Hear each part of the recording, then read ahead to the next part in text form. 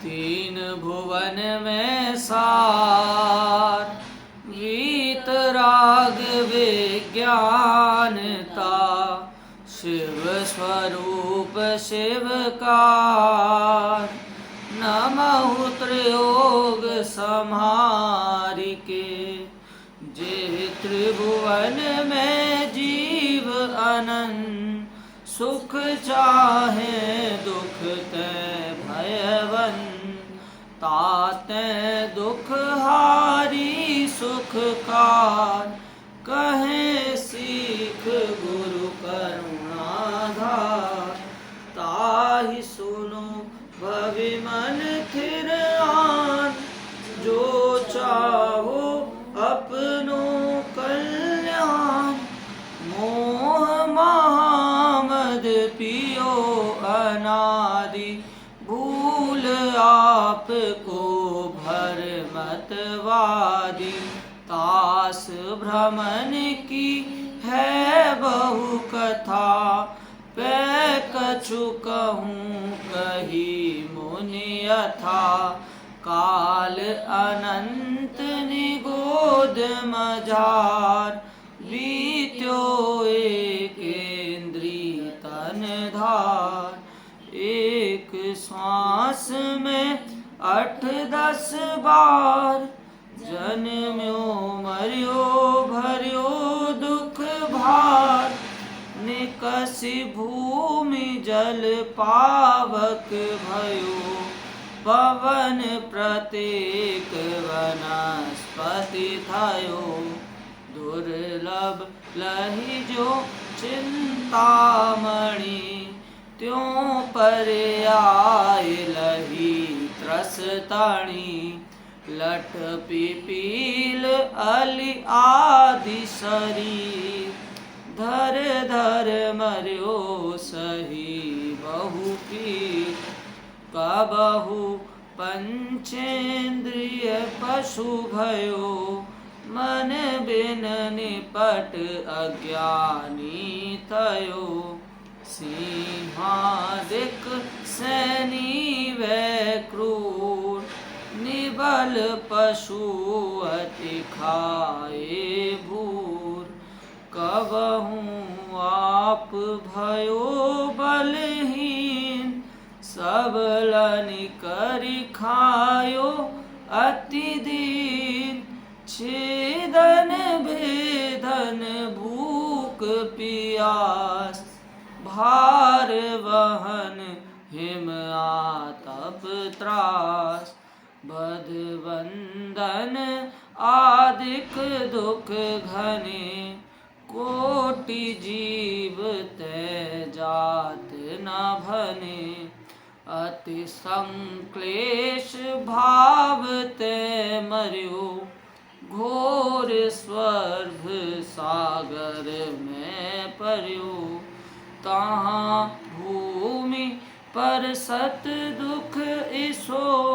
बेचु सहस डसे नहीं तिसो, तहाँ राध श्रोणित वाहिनी। क्रमि कुल कलित देह दाहिनी। यहाँ तक अपनी चर्चा हो गई थी। इसके आगे का भी अपन ने पढ़ ही लिया था। अपन ने देखा कि त्रियंच गति जीव की अवस्था कथा की बात की है इसमें। तो जीव की कथा कैसी कैसी है, कहाँ से शुरू करें? तो कहते हैं शुरू वहाँ से करें कि जिसके पहले कुछ आरंभ ही ना हुआ हो। और कहाँ पर ख़त्म करें? तो ख़त्म वहाँ करें जहाँ पर कोई, जिसके बाद कोई अवस्था ही ना हो।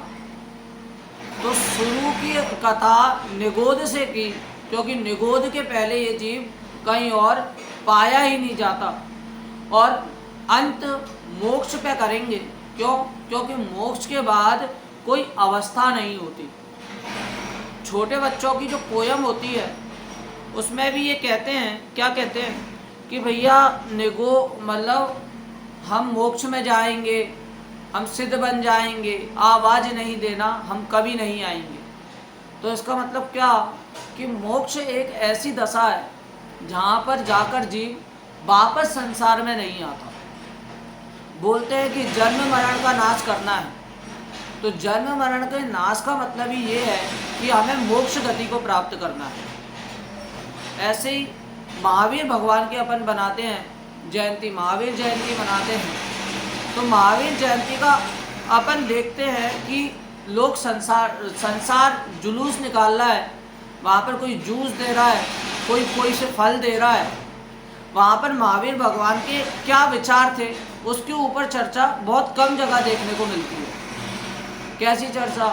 कि भैया महावीर भगवान इस समय उनका जन्म हुआ, और जन्म किस लिए हुआ कि जन्म का अभाव करने के लिए हुआ, ये कोई समझता नहीं है। दीपावली मनाते हैं तो दीपावली में दिए जलते हैं, हाँ, और वो पटाखे फूटते हैं, तो वो क्यों करते हैं? वो करने लायक ही नहीं। दादी, जो मेरी दादी थी, वो जब बोलती थी तो क्या बोल रही थी कि ये दीपावली का त्यौहार ऐसा है, ना इसमें अपन खेद कर सकते हैं, ना इसमें अपन आनंद मना सकते हैं। क्यों? क्योंकि एक तो महावीर भगवान चले गए, तो इसकी तुम्हें खुशी हो रही है, मोक्ष अपन से अलग हो गए, अपन को छोड़ के, संसार छोड़ के चले गए, इसकी तुम्हें खुशी भी नहीं होनी चाहिए और खेद भी नहीं होना चाहिए। क्यों नहीं होना चाहिए? क्योंकि महावीर भगवान है, उन्होंने मोक्ष अवस्था को प्राप्त किया है, कहीं 4 गति में भ्रमण नहीं किया, तो इसकी अपन को खेद भी नहीं होना चाहिए। तो ये है संयम के त्यौहार। जितने भी जैन धर्म के त्यौहार हैं वो संयम के हैं। उसी तरह यहाँ पर निगोद की अवस्था पूरी करके, तिरंच की अवस्था पूरी करके, अब ये है नरकों की अवस्था की बात चलती है कि नरक में कैसा वातावरण होता है। तो नरकों के वातावरण के रूप में अपन ने 2 छंद पढ़े, जिसमें दोनों छंदों में क्या आया कि एक तो वहाँ की भूमि इतनी गंदी होती है, वहाँ के कण इतने गंदे होते हैं कि एक छोटा सा मिट्टी का कण भी मनुष्य गति में आ जाए तो कोसों तक के जीव बेहोश हो जाए, मर जाए। और वहाँ की भूमि और कैसी होती है कि एक बिच्छू 1000 बिच्छू जितना डंक मारते हैं और जितना दर्द होता है, उससे कई गुना दर्द उसकी भूमि के स्पर्श मात्र से होता है। सोचिए, उस भूमि पे तो उस जीव को इतने नरक की आयु, पहले नरक की आयु 10,000 वर्ष है। यहाँ पर तो 1 वर्ष होता है, 1 वर्ष पूरा हुआ हैप्पी न्यू ईयर बन जाता है। और हैप्पी न्यू ईयर, मैं तो ये बोल रहा हूँ कि जीव को ये पता नहीं लगता कि इस वर्ष अपनी एक ईंट और गिर गई, तो इसमें हैप्पी न्यू ईयर किस बात का? 1 और साल मैंने बर्बाद कर दिया, वो ये नहीं देखता। 1 और साल मैंने धर्म में नहीं लगाया, वो ये नहीं देखता। इतनी और यहाँ पर होनी चाहिए हैप्पी न्यू ईयर। तो नरकों में हैप्पी न्यू ईयर होना चाहिए। क्यों? कि उनके साल कम हो रहे हैं, तो उनको ये खुशी हो रही है कि भैया हमें जल्दी हमारी आयु कम हो रही है। यहाँ पर जीव चाहता है हम और जिए, वहाँ पे जीव चाहता है कि हम कम मरे। इतनी दुख होता है। ता राज श्रोणित वाहिनी क्रमिकुल कलित देह दाहिनी। और ऐसी नदियाँ बहती है, पीप की नदियाँ, पस की नदियाँ, खून की नदियाँ। अपन हॉस्पिटल जाते हैं तो अपन खून नहीं देख पाते, पस नहीं देख पाते, छी थू थू करते उसमें। और वहाँ पर तो नदियाँ की नदियाँ बह रही हैं, जिसमें हमेशा अनंत जीव उत्पन्न होते रहते हैं। हॉस्पिटल से आके अपन नहाते हैं घर पे, और वहाँ पर नहाने की व्यवस्था नहीं है। वहाँ पर तो नदियाँ ही उसी की बह रही हैं, उसी में नाव। और उसमें भी कितना दर्द होता है, कहाँ कितनी घृणा आती है।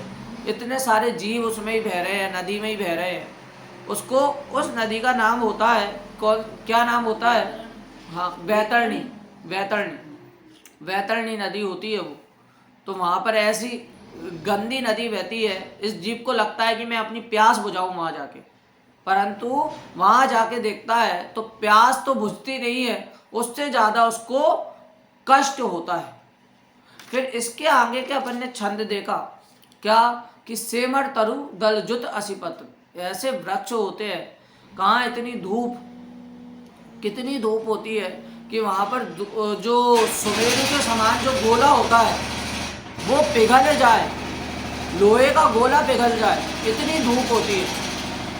अपन देखते हैं कि आग में जब अपन लोहा जलाते हैं तो वो लाल हो जाता है, और इतनी सी आग में जब वो लाल हो जाता है तो आप वो जब का अपन वेदना के अनुभव करें, तो जब लोहा पिघल जाता है तो कितनी ही गर्मी होती होगी, कितना गर्म लगता होगा। अभी तो ये काम वगैरह चल रहा है, डिस्टर्ब हो रहा है।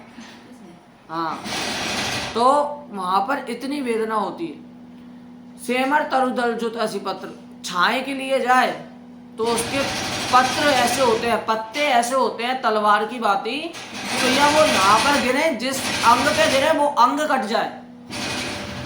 तलवार में तो चलो अपन को माना फोर्स करना पड़ता है, जोर से मारना पड़ता है, तब जाके कुछ होता है, लेकिन उसकी पत्तियां गिरने मात्र से गिरेंगी वो पत्ते की तरह ही, और जहाँ गिरेंगी वो अंग कट जाता है, और उनका शरीर ऐसा होता है पारे की भांति, वापिस पारा जैसे बिखर के फिर जुड़ जाता है, उसी प्रकार उसका शरीर होता है। तो ये तो अच्छी बात है, जुड़ जाता है, कुछ होता नहीं है। अरे होता है, जितना कष्ट तुम्हें लगता है ना उंगली कटने में, उससे ज़्यादा कष्ट उनको होता है नरक में, और जितना बनने में लगता है ना उतना ही कष्ट होता है। क्यों? क्योंकि भैया शरीर कट रहा है फिर बन रहा है, कट रहा है फिर बन रहा है, तो उनको बार बार उस कष्ट की अनुभूति होती है।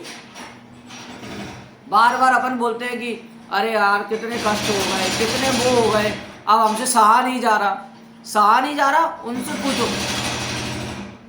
बोलते हैं, अभी मैंने पहले भी बोला था कि अभी ये जीव बोलता है कि धर्म में, अरे भैया तुम्हें पता नहीं है, अभी हमें मरने की फुर्सत नहीं है। फिर आगे जाके अगर ये इन सब में नहीं लगेगा तो बोलेंगे मरने से फुर्सत नहीं मिलेगी। एक श्वास में 8-10 बार मर रहा है, नरक में जाके बार बार मर रहा है, वहां पर मरने के लिए तड़पेगा या जीने के लिए तड़प रहा है। ऐसा कहते हैं। मेरु समान लोह गली जाए, ऐसी शीत उष्णता है। मेरु के समान जो लोह है, लोहे का गोला है, वो गल जाता है गर्मी में, और सर्दी में वो जम जाता है, इतनी ज़्यादा सर्दी होती है। अब इसके आगे से छंद की अपन आज चर्चा करेंगे। तिल तिल करे देह के खंड, असुर भिड़ावे दुष्ट प्रचंड, सिंधु नीर ते प्यास न जाए, तो पण एक ना बूंद लहाए। अभी तक तो अपन ने बात की कि नरक का वातावरण कैसा होता है, वहाँ की मिट्टी कैसी होती है, नदी कैसी होती है, पेड़ कैसे पाए जाते हैं। अब यहाँ पर बात आ रही है कि वातावरण के साथ नरक के नारकी की स्थिति क्या होती है। मतलब ऐसी लड़ाई, ऐसी युद्ध, ऐसे दंगे होते हैं कि वहाँ पर कितने कितने टुकड़े कर दें कि तिल के समान टुकड़े कर देते हैं। जिस प्रकार तिल का लड्डू देखा होगा तो वो तिली होती है, उसका दूसरा भाग नहीं हो सकता, इतनी छोटी होती है। उसी प्रकार इनके शरीर के टुकड़े तिल की भांति कर देते हैं। अरे पहला नरक है ना, पहला नरक, उसकी 3 भूमियाँ होती हैं। 7 नरक तो है ही, पहले नरक की 3 भूमियाँ होती हैं, खरबाग, पंकबाग और अब्बहुल बाग। खरबाग और पंकबाग शुरू की 2 भूमियों में तो ये व्यंतर और भवनवासी देव पाए जाते हैं, और तीसरी भूमि से नारकी आना शुरू होते हैं। पहले ही नरक की बात कर रहा हूँ, 3 भूमि, पहला नरक। 2 भूमियों में रहते हैं, ऊपर के 2 पार्ट में रहते हैं। कौन से? भवनवासी देव और व्यंतर देव। अब आप बोल नहीं नहीं देव तो ऊपर ही रहते, नहीं, नीचे भी उनके भवन हैं, नीचे भी उनके व्यंतर हैं। तो जो व्यंतर और भवनवासी देव हैं वो रहते हैं 2 भूमियों में, और तीसरी जिसका नाम अब्बहुल भूमि है उसमें रहते हैं नारकी। तब जाके नारकियों की शुरुआत होती। तो कैसे कैसे देव रहते हैं? व्यंतरवासी देव, भवनवासी देव, ये सब देव, इनमें जो असुर कुमार जाति के देव रहते हैं, असुर रहते हैं, तो वो क्या करते हैं कि नारकियों के पास जाते हैं और उनको भिड़ाते हैं। भिड़ाना शब्द ही इस बात का सूचक है कि फालतू में ही लड़वाते हैं। कैसे? कि भैया उनकी मम्मी है, पहले उसकी माँ थी, उसको आंख में काजल लगाती थी, उसको बताते हैं कि वो तेरी आंख फोड़ती है। इस प्रकार बता के नारकियों को लड़वाते हैं। अरे बोलते हैं ना, मरता क्या नहीं करता। बेचारा एक तो नारकी पहले से ही दुखी है, पहले से ही इतने सारे कष्ट है, ऊपर से उन्होंने आके, किन्ने, असुर कुमार जाति के देवों ने आके और आग में घी डाल दिया कि भैया ऐसे ऐसे है, जाओ उनसे आके लड़ो। उनको बड़ा मजा आता है असुर कुमार जाति के देवों को कि सब लड़ते हैं, भिड़ाते हैं।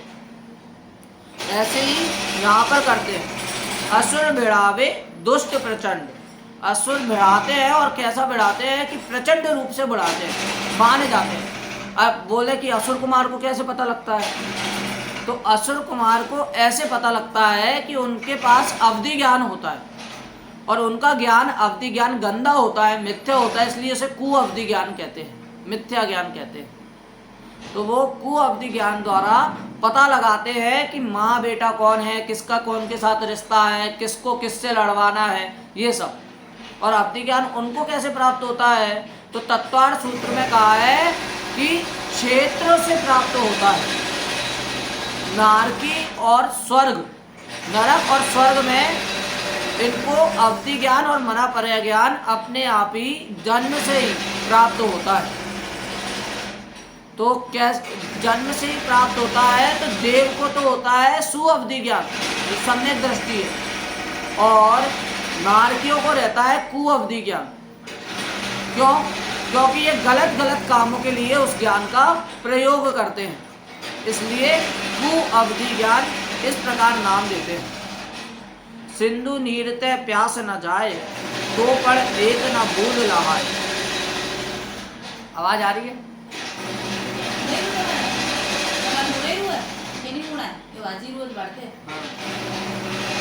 तो क्या जिस प्रकार सिंधु नदी होती है ना, सिंधु इसमें किस नदी की बात की है?